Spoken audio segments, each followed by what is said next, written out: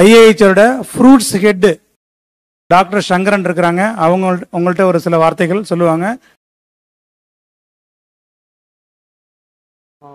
ஈஷா மையத்தின் காவிரி கூக்குரல் சார்பாக நடைபெறும் இந்த முக்கணி விழா மற்றும் உணவு காடு வளர்ப்பு பற்றிய கருத்தரங்கம் நாங்களும் மற்றும் தேசிய வாழை ஆராய்ச்சி மையமும் மற்றும் மத்திய கிழங்கு வகை ஆராய்ச்சி மையமும் சேர்ந்து இந்த கருத்தரங்கை நடத்தி கொண்டு இருக்கின்றோம். உள்ளபடியே சொல்லப்போனால் நாங்கள் இந்திய அளவில் கிட்டத்தட்ட 100க்கும் மேற்பட்ட ஆராய்ச்சி மையங்கள் இருக்கின்றன. இவைகள் அனைத்தையும் ஒருங்கிணைத்து நடத்தி கொண்டிருப்பது இந்திய வேளாண்மை ஆராய்ச்சி கழகம். அந்த கழகத்தில் எங்களுடைய நிறுவனம் இந்திய தோட்டக்கலை ஆராய்ச்சி நிறுவனம். இந்த நிறுவனத்தில் கிட்டத்தட்ட 54 வகையான தோட்டக்கலை பயிர்களை பற்றி ஆராய்ச்சி செய்து உயர்ந்த ரகங்களையும் மற்றும் உற்பத்தி அதிகம் தரக்கூடிய தொழில்நுட்பங்களையும் விவசாயிகளுக்கு வழங்கி கொண்டு இருக்கின்றோம். மற்றும் இந்த முக்கணி என்று சொல்லப்படுகின்ற பழ வாழை மூன்றுமே நமது இந்திய நாட்டில் உருவான பழப்பயிர்கள். அதுவும் இல்லாமல் இந்த நான் வாழையும் மற்றும் அந்த பலாவையும் பற்றி அதிகமாக பேச விரும்பவில்லை. ஏனென்றால் ஆல்ரெடி விஞ்ஞானிகள் பேசிவிட்டார்கள். நான் மாவை பற்றி மட்டும் பேச விருப்பப்படுகின்றேன். மாவை பொறுத்தவரையில் கிட்டத்தட்ட 1600 ரகங்களுக்கு மேலாக நம்ம இந்திய நாட்டில் நாங்கள் பதிவு பண்ணியிருக்கிறோம், டாக்குமெண்ட் பண்ணியிருக்கிறோம். எங்களது ஆராய்ச்சி நிலையத்தில் கிட்டத்தட்ட 800 வெரைட்டிக்கு மேலே 800 ரகங்களை நாங்கள் எங்களோட ஆராய்ச்சியில் மையத்தில் நாங்கள் சேமித்து வைத்திருக்கிறோம். அவைகள் அனைத்தையும் தரம் வாரியாக பிரித்து 7 வகையாக அதை பிரித்திருக்கிறோம். அதாவது டேபிள் வெரைட்டிஸ், ஜூசி வெரைட்டிஸ் அப்படின்ற ரகங்க பயன்பாட்டுக்கு உகந்ததாக 7 ரகங்களாக பிரித்து வச்சிருக்கிறோம். இதில் நீங்கள் முக்கியமாக பார்க்குறது என்னென்னா, இப்போ நிறைய விவசாயிகள் வந்திருக்கிறாங்க. விவசாயிகள் கிட்டேயும் ஒரு சில ரகங்கள் இருக்கும். அது மற்ற விவசாயிகளுக்கு தெரியாது. ஸோ அவங்க அந்த மாதிரி ரகங்கள் இருக்கிற விவசாயிகளை நாங்கள் போய் வச்சிருக்கிற விவசாயிகளை நாங்கள் தேடி போய் ஒரு 3 வருஷம் தொடர்ந்து அவங்களோட பழங்களை வாங்கி ஆராய்ச்சி செய்து விவசாயினோட பேர்லேயே அந்த ரகத்தை நாங்கள் வெளியிடுறோம். அது இல்லாமல் விவசாயிக்கு அந்த காப்புரிமை வாங்கி கொடுக்கறதுக்கான வேலைகளை நாங்கள் செய்கிறோம். இப்போ நம்ம இந்திய நாட்டில் மாவை பொறுத்தவரையில் கிட்டத்தட்ட 2.2 மில்லியன் ஹெக்டேர் நம்ம வளர்க்குறோம். அப்புறம் இந்த உற்பத்தி பார்த்தீங்கன்னா கிட்டத்தட்ட ஒரு 21 மில்லியன் நம்ம உற்பத்தி பண்ணுறோம். ஆனால் ஏற்றுமதி பண்ணுற அளவு ரொம்ப கம்மி. அது ஏன் அப்படின்னா நம்ம ஒரு தரமான ஒரு பழங்களை நம்ம விளைவிக்கிறதுல, ஏன்னா நிறைய பெஸ்டிசைட்ஸ்ன்னு சொல்லக்கூடிய அந்த பூச்சிக்கொல்லிகளை நிறைய நம்ம பயன்படுத்துகிறோம். அதனோட அளவை தேவையான அளவுக்கு மட்டும் பயன்படுத்துறதை பற்றியான விழிப்புணர்வை நாங்கள் அடிக்கடி எங்களோட ஆராய்ச்சி மையத்தில் விவசாயிகளுக்கு நாங்கள் பயிற்சி கொடுக்குறோம். அதுவும் இல்லாமல் இப்போ மாம்பழக்கூழ் அது கிட்டத்தட்ட நம்ம வருஷத்துக்கு 1 லட்சம் டன் நம்ம ஏற்றுமதி பண்ணுறோம். அதன் மூலிமா நம்ம நாட்டுக்கு கிட்டத்தட்ட ஒரு 1300 கோடி நம்ம இந்திய நாட்டுக்கு கிடைக்குது. அப்புறம் நம்ம பழங்கள் ஏற்றுமதி பண்ணுறதில்ல. மாம்பழம் மட்டும் நீங்கள் பார்த்தீங்கன்னா கிட்டத்தட்ட ஒரு 30,000 to 40,000 டன் நம்ம எக்ஸ்போர்ட் பண்ணுறோம். அது மூலிமா ஒரு 400 to 500 கோடி கிடைக்குது. அப்புறம் நம்ம இந்த ஏன் சாப்பிட்ணும் அப்படின்னு பார்த்தீங்கன்னா, ஒரே ஒரு பாயிண்ட் மட்டும் நான் சொல்கிறேன். ஒரு பழம் நீங்கள் சாப்பிட்டீங்கன்னா மாம்பழத்தில் கிட்டத்தட்ட ஒரு நார் சத்து 40% ஒரு நார் சத்து உங்களுக்கு கிடைச்சிரும் ஒரு பழம் நீங்கள் சாப்பிட்டீங்கன்னா. அது இல்லாமல் இந்த மாம்பழத்தில் பார்த்தீங்கன்னா லூப்பியால்னு ஒரு ஒரு கெமிக்கல் இருக்குதுங்க.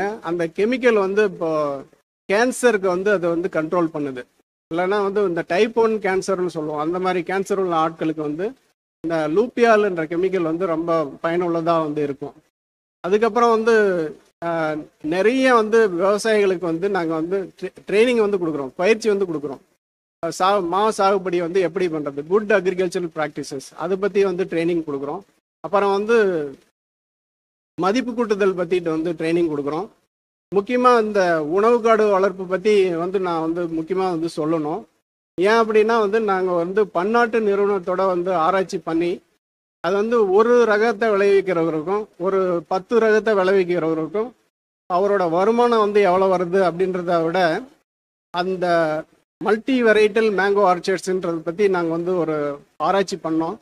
அது பண்ணது மூலிமா என்ன பண்ணோம் அப்படின்னா அந்த மண்ணுடைய தன்மை அந்த வந்து நிறைய ரகங்களை வளர்க்குற ஒரு ஃபீல்டுலேருந்து மண்ணை எடுத்து ஆராய்ச்சி பண்ணோம். அதே மாதிரி வந்து ஒரு ரகத்தை விளைவிக்கிறோட விவசாய நிலத்துலேருந்து மண்ணை எடுத்து ஆராய்ச்சி பண்ணோம். அப்போ பண்ணி பார்க்கும்போது பார்த்தீங்கன்னா நிறைய பயனுள்ள நுண்ணுயிர்கள் வந்து அதிகமாக வந்து இந்த பல வகை நிறைய ரகங்களை விளைவிக்கிற மண்ணுலேருந்து நாங்கள் வந்து கண்டுபிடிச்சோம்.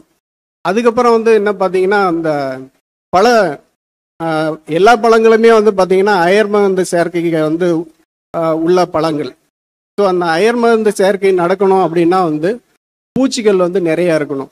இப்போ வந்து நம்ம நிறைய பூச்சிக்கொல்லி அடிக்கிறதுனால வந்து பூச்சிகள்லாம் வந்து செத்து போகுது.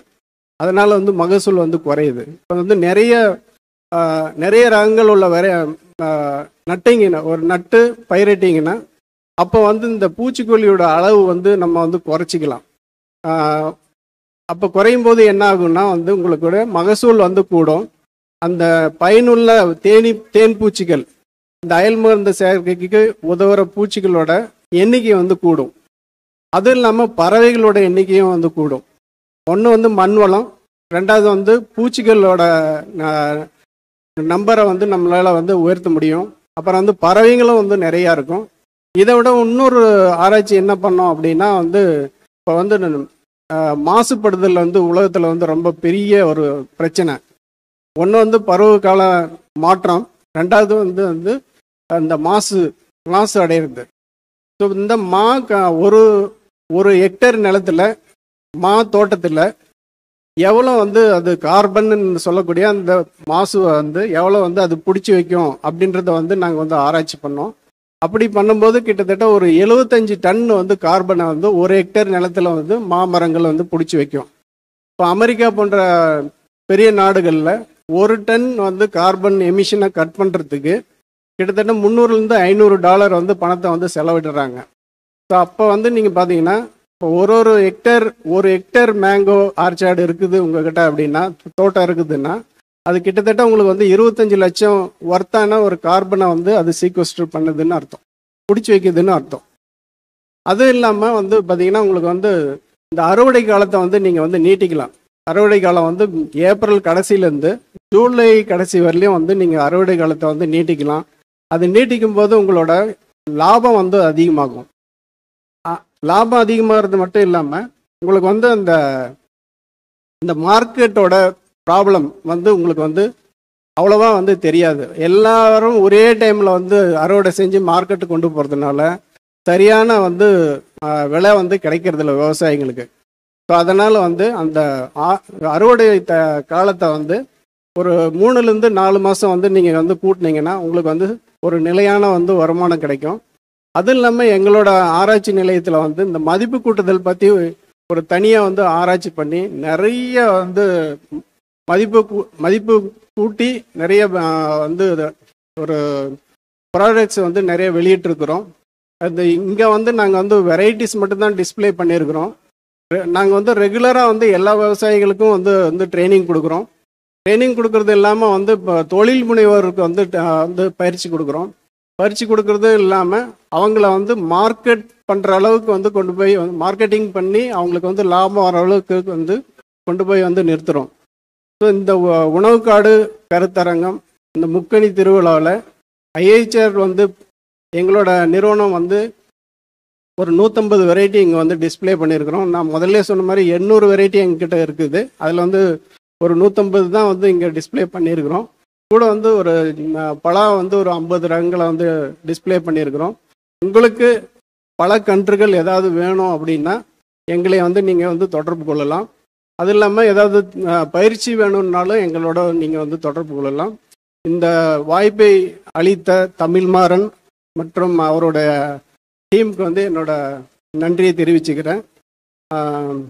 இதோட என்னோட உரையை முடிச்சுக்கிறேன். Thank you all. நன்றி சங்கரன் சார்.